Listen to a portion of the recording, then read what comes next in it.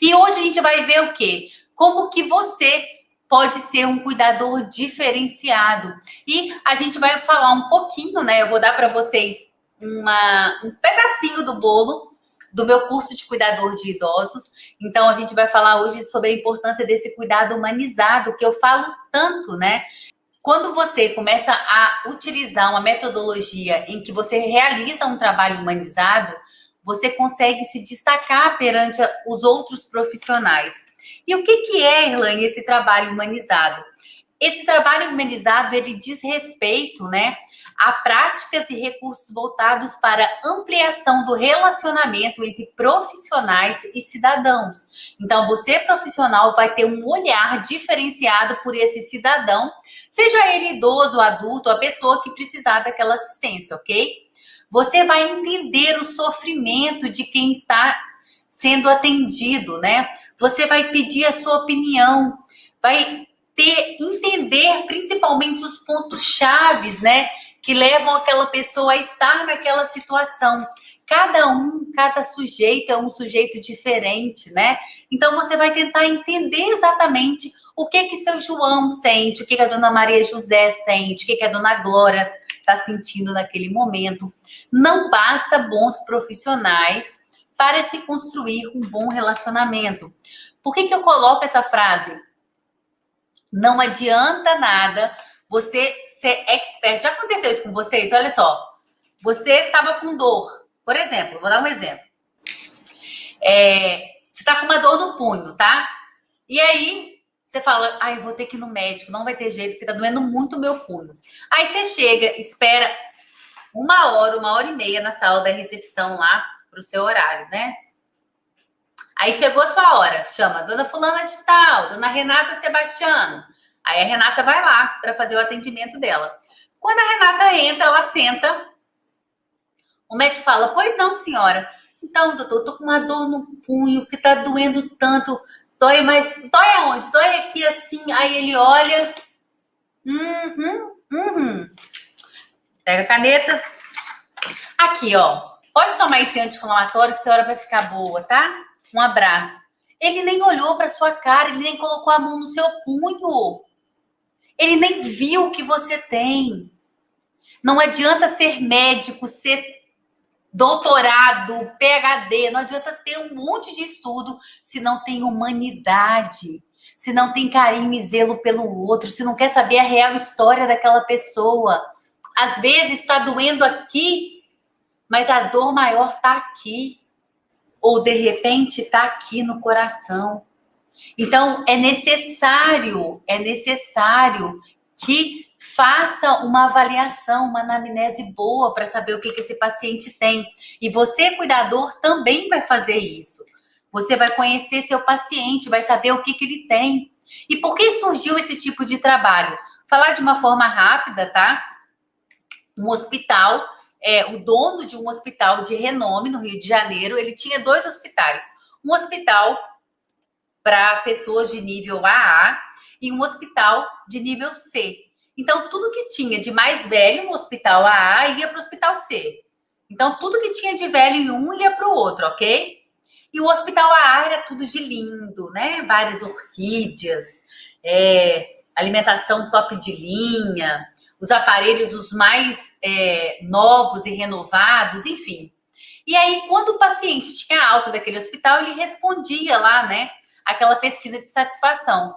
E quando terminava essa pesquisa de satisfação, qual a conclusão, né? O médico pegava aquela caixinha, o dono do hospital, e a pesquisa de satisfação do hospital AA sempre era bom, regular, bom, regular, bom, regular. E do hospital C, que era o hospital pobre, A, B, um monte de A. Ele falou, gente, eu não tô entendendo nada, porque, tipo, onde eu coloco tudo de top de linha, tá ficando com, tipo, C e D, e aonde eu coloco as coisas que, tipo, não estão usando lá, eu levo para cá, né, que são as coisas mais velhas, né, uma coisa mais simplificada, eles dão nota A. E aí? E aí ele foi tentar entender o que estava acontecendo. E aí ele foi ver que o administrador do hospital C, que era funcionário dele, né, ele aplicava um trabalho de humanização naquele hospital. Então, ali naquele hospital não existia leito 1, 2, 3, 10, 20. Naquele hospital existia leito da Irlane Rezende, leito do Herman Carraro, leito da Maria Eduarda de Oliveira, enfim, tinham nome as pessoas. Não dava uma comida para todos os pacientes, se fazia alguns tipos de comida e perguntava ao paciente qual era o desejo dele. Perguntava para o paciente, entre, né, o enfermeiro, o técnico de enfermagem e o doente, o que ele desejava. Ia lá um psicólogo sempre conversar com ele. E aí, o que aquele médico percebeu? Meu Deus, esse é o diferencial. Não adianta eu ter trocentos leitos, né, de 1 a 300, o número, né, chama o fulano no leito tal, no quarto tal, não sei o quê. Isso faz com que seja mais frio um ambiente que já é frio. A comida que vai ser dada é a comida que vai ser dada. Não tem um zelo de perguntar para o paciente o que ele desejava. Naquele hospital era um hospital pobre, não tinha muitas opções, né, de iguarias de comida, mas lá tinha uma hortinha, então toda comida ia ou com coração, ou com uma florzinha, ia com mimo para o paciente, e isso faz toda a diferença. Quando você chegava no quarto, na hora da internação, a toalha era em formato de coração. São pequenos detalhes que não têm custo que fazem a diferença. Entendem isso? Então, são pequenos cuidados que você pode ter com o seu idoso. Como que você arruma a mesa para o seu idoso? Ah, não, Helene, não dou mesa, não. Eu dou para ele no copo, o café com leite, com pão, e ele come sentado no sofá. Não! Arruma essa mesa, faz uma mesa posta bonitinha para ele. Né? Tenha zelo na hora de arrumar o prato desse paciente. Vai picar as frutas, pica a fruta bonitinha, coloca no prato bonita. Isso faz toda a diferença, abre o apetite da pessoa. E isso é um trabalho humanizado, gente.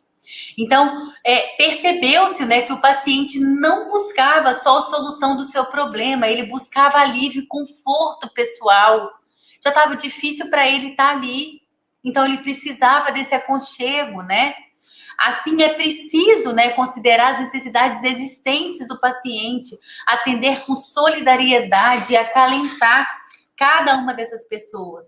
Nesse momento de coronavírus, as pessoas estão ficando isoladas e isso está trazendo grandes problemas psicológicos, né? Hoje, em um bate-papo meu com o Dr. Emerson, o Dr. Emerson falou isso. Elaine, o número de pessoas depressivas é altíssimo, porque esse isolamento está deixando as pessoas muito mal, né? Então, é muito importante a gente se preocupar com isso. Até onde, né, você faz um trabalho humanizado ou não. E os pilares desse atendimento humanizado são a valorização do ser humano. Primeiro é o desejo do ser humano, depois é o resto. É claro que vão ter desejos que não tem como a gente realizar, mas a gente vai tentar, né? Cuidar e zelar pelo idoso, ouvir mais do que falar, né? Tentar entender o que ele está sentindo, o que ele está querendo. E, de repente, em algum momento, fazer um carinho nele, um carinho na mão, de repente, um carinho na cabeça. Se tiver liberdade, dar um abraço. Nesse momento, não estamos podendo abraçar nem beijar, né? Mas, enfim, tentar compreender, aconselhar esse idoso, né? Conversar com ele, respeitar as suas opiniões, suas queixas, as suas necessidades.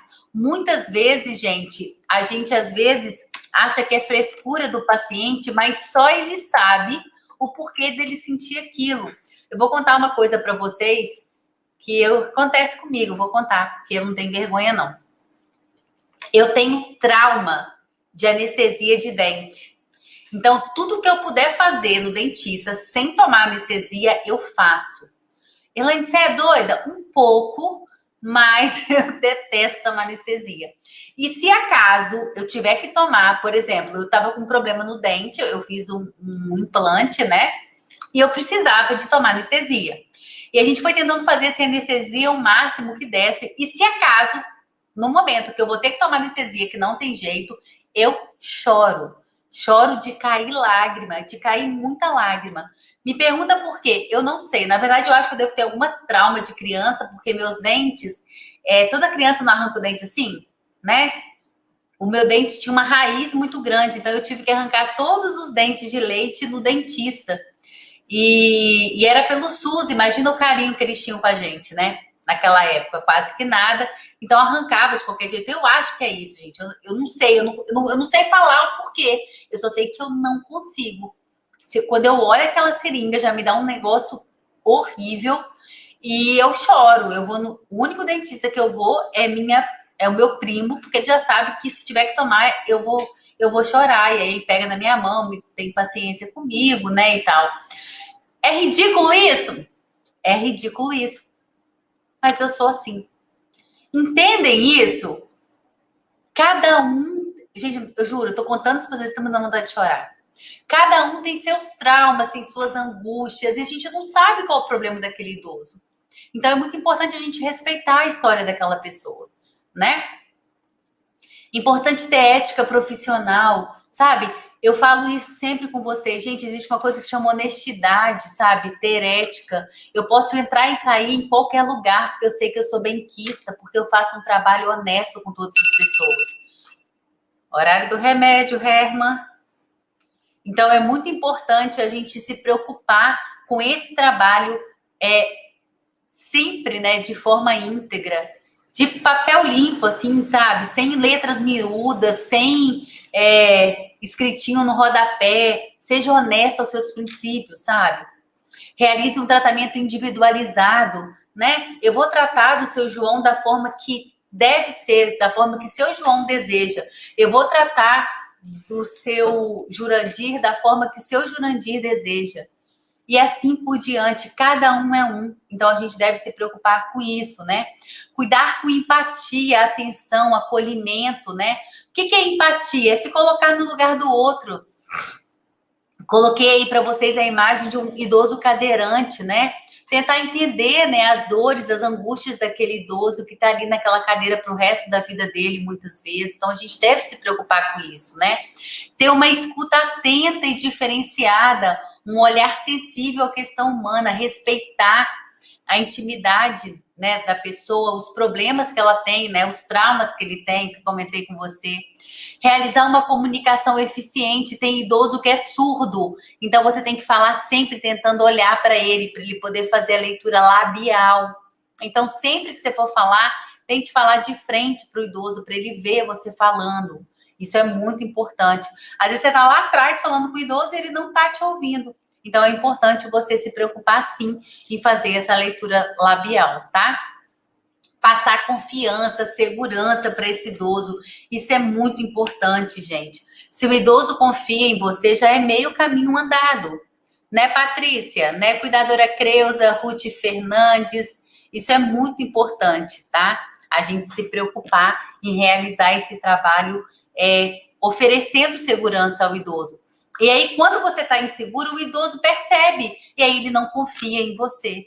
Então, por isso que é importante você estar se qualificando, estudando, aprimorando, para que você tenha segurança no seu dia a dia. Ah, mas eu tenho a prática. Não adianta ter prática e não ter conhecimento. Mostrei para vocês a manobra de Henry. Como é que você vai saber se você não tem conhecimento, não tem estudo, você não sabe praticar? Não tem como aprender isso na prática. Na prática a gente sabe, bate nas costas que desengasga, mas às vezes isso não vai resolver, ok? Sorria, seja simpática, né? Faça com o outro o que você gostaria que fizessem com você. Se preocupar sempre em estar cumprimentando, chamar a pessoa pelo nome, olhar nos olhos, né? Ter uma escuta, né, perceptiva, com atenção aos desejos daquela pessoa, perguntar o que ele deseja, de repente aparecer com uma surpresa para agradá-lo, por que não, né? Todo mundo gosta de surpresa, a gente gosta, por que o idoso não vai querer, né? Transmitir confiança, segurança, né? E apoiar o paciente, né? Para que ele acredite em você, isso é muito importante. Opa, peraí que foi errado. Atenção, né? Nunca discuta com o paciente. Quando você discute, quando você briga, quando você grita com ele, você perde a relação de confiança que você adquiriu com ele. Às vezes a gente demora uma vida inteira para conseguir aquilo, um ato, a gente perde tudo. Então, cuidado, né? Se você vê que você está ficando nervosa, tente se concentrar, né? Para você não perder o seu equilíbrio. Ou então, deixa o paciente deitado, né? Sai de perto um pouquinho, porque às vezes a gente fica nervosa, mas nunca, nunca, nunca, né? Obriga o paciente a nada, nunca brigue com o paciente, porque é muito importante a gente respeitar, né? Esse paciente. Sempre que você for fazer alguma coisa, explique para o paciente o que você vai fazer, por que você vai fazer, qual a intenção de realizar aquele trabalho. Isso é muito importante, porque ele vai entender o que está acontecendo. Então, isso facilita muito todo o processo do que for feito, né? E também a sua relação com o paciente se estreita, porque ele confia, porque você conta para ele o que está acontecendo, você é honesto com ele, né? Pedir sempre a opinião do idoso, se possível, né? E se for possível, fazer a vontade dele. E comemorar todas as conquistas, sejam pequenas ou sejam grandes, né? Porque, às vezes, para o idoso, principalmente o paciente que teve AVC, por exemplo, quando ele consegue abrir a mão, fazer isso, gente, são meses de fisioterapia para a gente conseguir isso, ó, só isso. Então, comemora com o paciente, porque isso que é tão pequeno para você, que graças a Deus não tem nada, para ele é uma vitória, né? E aí a gente deve, né, reforçar alguns cuidados, que é favorecer a memória afetiva desse paciente. Quando a gente faz esse trabalho humanizado, né, a gente consegue fazer com que a memória afetiva desse paciente fica mais linkado com a gente. Então, essa pessoa vai confiar mais em você, vai ter confiança, ela vai desejar ficar com você, né? Todas as vezes que precisar de fazer algum trabalho, ela vai desejar que você faça. Vai aumentar o elo entre você e o paciente. E, gente, não tem nada melhor do que isso. Tanto para você, né? Porque você vai ter mais segurança, saber que você é benquista, isso é muito importante, como para o idoso, né? Para ele saber que está seguro, porque ele confia em quem cuida nele, né? E isso tudo contribui para a eficácia do cuidado com o idoso. Quando o paciente ele se sente seguro, ele se sente bem tratado, isso melhora a eficácia do tratamento dele, da cura dele, né? Então, isso contribui muito para a cura desse paciente, né? E muitas pessoas podem estar falando assim, Elaine, mas isso tudo é muita coisa, e como é que eu vou guardar isso tudo? E aí eu quero falar para vocês que o que não te desafia, não te transforma. Por que eu falo isso, gente? Se você não se sentir desafiada para querer melhorar, para querer aprender, para querer aprimorar, opa, tem alguma coisa errada. Significa que você tá na sua zona de conforto, paradinha ali, ó, esperando, ó, o tempo passar. E não, você não deve ficar, ó, paradinho esperando o tempo passar, não. Você deve desejar sempre mais, desejar sempre se transformar em um profissional cada vez melhor. Não é isso, Fernanda? E aí, quando você se preocupou com toda aquela humanização que a gente acabou de ver, falando para o cuidador, para o idoso, né? Se preocupar com o idoso, existe uma outra preocupação que a gente deve ter também, que é quem? Você. Você vai realizar um trabalho humanizado com esse idoso. Você familiar, né? Você cuidador familiar, vai cuidar de uma forma humanizada do seu ente querido. Você vai conseguir ter mais tranquilidade no seu trabalho, realizando esse trabalho humanizado. Vai conseguir ser diferenciado no mercado de trabalho. Você vai conseguir muito êxito com esse paciente, tá? Então, você vai conseguir com que ele faça muito mais as coisas que você deseja, porque às vezes ele é teimoso e não quer fazer. Muitos ganhos você vai ter com esse paciente, mas você não pode esquecer também de você, tá? É muito importante vocês não esquecerem de vocês. Gente, tanta mensagem correndo aqui, mas eu não tô conseguindo ler todas, porque já estão me mostrando um relógio aqui, ó. Mas depois eu juro que eu vou parar para poder ver todas, tá? Muito obrigada pelo carinho de vocês. E aí, ó, você cuidadora tem que ter o autocuidado, né? Que é de suma importância, você se preocupar com você. Porque, lembra a historinha que eu contei para vocês? Não tem como você dar o que você não tem. Então, esse autocuidado, né, na recuperação do desgaste emocional e físico do cuidador é de extrema importância. Porque é claro que você vai se desgastar, gente. A vida é corrida, né? A vida é estressante, tem trânsito, tem um monte de coisa que infelizmente atrapalham a gente no nosso dia a dia. E aí, o que a gente tem que fazer? Não tá acabando a aula ainda não, gente. Ainda falta. É só porque se eu for ler todos os comentários, a gente não sai daqui hoje, tá? Tá acabando ainda não. Então, é muito importante que cada um de vocês se preocupem no dia a dia de vocês. O que vocês fazem para vocês também, né? Porque você vai ficar sobrecarregado, desgastado. Todo mundo fica. No trabalho de todo mundo tem estresse. Não é só o de cuidador, não. Qualquer um tem. E é necessário que qualquer um, em qualquer trabalho, tenha sua válvula de escape. Tenha seu autocuidado. E qual é o seu autocuidado? Como que você faz esse autocuidado com você? Muitas pessoas falam, não dá tempo, é muita correria. E aí é correria mesmo, ó. Na vida do cotidiano você trabalha, você tem família, tem cônjuge, tem filhos, tem casa, tem gente que tem que cuidar da casa, gente que tem que cuidar do carro, tem que pagar todas as contas. Eu vi um negócio tão engraçado outro dia. Seja igual o boleto, seja igual os seus boletos, porque ele sempre vence. E é exatamente isso. Seja igual o boleto, sempre vença. Porque o boleto tá lá, ó. Todo mês o boleto vence. E é contas a pagar, contas a pagar. Ó, tem uma aqui na minha mesa agora, ó. Sempre tem contas a pagar. Interação social, festa, aniversário. Você tá um bagaço, você tem um aniversário para ir que você não pode faltar, né? Os afazeres da rotina, compras, hortifruti, ir ao médico, né? Os afazeres de urgência, dente doendo, o cano que quebra, batida de carro, enfim. O trânsito, cuidar de animal de estimação para quem tem. Eu tenho 2 criaturinhas aqui que me dá trabalho. Administrar a renda familiar, o aumento da violência que vai deixando as pessoas também muito apavoradas, né? Isso tudo tá na sua vida do cotidiano. Ah, acabou? Claro que não, querido, porque você trabalha como cuidadora de idosos, né? Seja você profissional ou familiar, não interessa, você trabalha como cuidador, porque você cuida do seu ente querido. E aí, além daquilo tudo que a gente acabou de ver, você ainda tem que cuidar do idoso, das atividades pertinentes, né, aos seus cuidados. Lidar com o envelhecimento, com a teimosia, com a malcriação. Enfrentar a finitude, né? No momento que o paciente está no momento da finitude, da morte, é muito difícil para o cuidador ter sanidade mental para viver aquele momento. Muitos cuidadores se veem depressivos, né? De ver a pessoa doente. Doenças, dor, tristeza, mau humor, teimosia, pirraça, rancor. Interação com o idoso, familiares do idoso, outros cuidadores.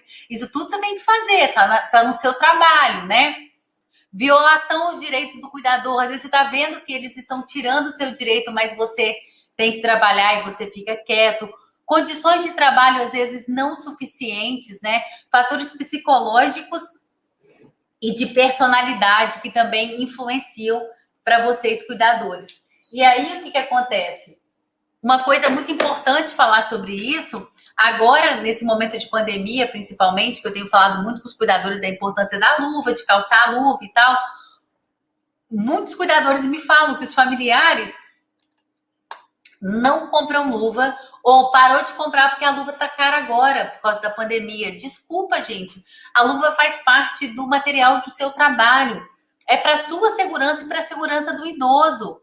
Seja você cuidador familiar, profissional. Mas eu não tenho nojo. Para mim tá tudo certo, eu meto a mão lá e limpo. Gente, não é questão de nojo ou não ter nojo. É questão de higiene, de cuidado com o paciente. Às vezes, debaixo da sua unha, todo mundo deve ter a unha curtinha, né? Mas debaixo da sua unha pode ter uma bactéria, um vírus, um fungo. Na hora que você passa a mão na vagina da paciente, isso fica lá e pode levar uma doença para ela. Na hora desse banho, é muito importante você se preocupar em estar protegida para a sua segurança e para a segurança do idoso também. Então, exijam sim luvas. Por que não? Tá? Se preocupem sempre em estar pedindo luva sim. E se perguntarem, mas não precisa de luva? Precisa sim, senhora. Para minha segurança e para a segurança da idosa, né? Eu posso passar alguma coisa para ela e ela pode passar para mim também. E aí, gente, com isso tudo que a gente acabou de ver, que vocês têm que fazer, isso tudinho que tá na lista de vocês aqui, ó, a conta pode chegar. Como que essa conta chega? Cada idoso, cada cuidador pode chegar de uma forma, às vezes um fator psicológico, né? Porque a insegurança, o desespero, o cansaço, a ansiedade, a angústia, o desamparo, porque você não se sente amparada por ninguém, a síndrome do cuidador, que é uma doença que acomete aos cuidadores, a desvalorização, o estresse, o nervosismo, a insônia, isso tudo são sintomas psicológicos que pode acometer os cuidadores. Sabe por quê? Porque ele não tem autocuidado com ele. Por isso que eu tomo conta de vocês. No curso eu falo disso sempre, né? Eu estimulo vocês a terem um autocuidado, preocupado principalmente com o quê? Com isso, ó. Com essa síndrome, né? Dessas alterações psicológicas e também das partes do corpo, seu corpo dá sinais. E aí eu coloquei uma lista de um monte de coisa que pode acontecer. Dor de cabeça direta, dor muscular, problemas estomacais, palpitação, enjoo, falta de ar, sensação de aperto no peito, boca seca, cansaço, tremores, tonteira, problemas de memória, falta de concentração, impotência sexual, refluxo, azia, aumento do apetite, desregulação do ciclo menstrual, manchas no corpo. Esses são só um tiquinho de tudo que pode acontecer. E se você adoecer, você não vai conseguir dar o que você não tem. E aí, se você adoecer, você adoeceu, não tem como substituir. Se você não toma conta de fazer uma atividade física, né? Se você não toma conta de cuidar do seu corpo, a gente tem uma coluna só. A hora que for embora essa aqui, filhinho, ó, tchau, tchau, já era, não tem outra. As nossas cartilagens, né? Ainda não existe outra para colocar no lugar. Então, pensem nisso. Depois que for embora, não adianta, aí você não trabalha mais. Então, não deixe de cuidar de você, da sua saúde, do seu bem-estar. Isso é muito importante. E aí, ó, muitos cuidadores, essa imagem eu gosto muito, já coloquei em um outro evento, né? E eu gosto muito de colocá-las porque existem cuidadores que ficam andando aí, ó, no emaranhado, numa confusão, apagando fogueira, fica no desequilíbrio, cai, mas não cai, vai, mas não vai, e vai vivendo assim nesse estresse. Outros carregam o mundo nas costas e vai levando naquela corda bamba, sobrecarregado com peso, ó, aqui é absurdo, mas ele segue firme e isso não tem jeito, vai levar à doença. E aí, entre você andar numa corda bamba, caindo ou não caindo, andando com peso nas suas costas, andando literalmente ferindo seus pés nessa caminhada, porque você não aguenta mais, eu falo para vocês com toda a certeza do mundo. Caminhe pelo estudo, pelo conhecimento. Caminhe por uma forma que vai te dar segurança, onde você vai saber onde você está pisando, onde você vai saber aonde você quer chegar. E aí, queridos, não tem para ninguém. Você consegue brincar na corda bamba. Você abaixa, levanta, salta, dança. Sabe por quê? Porque você tem conhecimento, né? Invencível é aquele que tem acesso à sabedoria. Guardem isso, gente. Invencível é aquele que tem acesso à sabedoria. E vocês têm acesso a essa sabedoria. Nós estamos aqui hoje, nesse momento, adquirindo a sabedoria. E ó, um golinho de cada vez, tá? A gente bebe muita sabedoria, é um golinho de cada vez. Então, é muito importante vocês pensarem sobre isso, tá? Um super beijo, pessoal. Fiquem com Deus. Boa noite. Muito obrigado por me deixarem entrar na casa de vocês. Humildemente, eu agradeço a cada um de vocês, na residência de vocês. Se eu pudesse, eu juro que eu ia aí dar um abraço e falar meu muito obrigado por vocês me deixarem entrar na casa de vocês, no trabalho de vocês, por vocês me receberem, tá? E muito obrigada por estarem aqui comigo, me fazendo companhia. Do fundo do meu coração, muito obrigada mesmo, tá?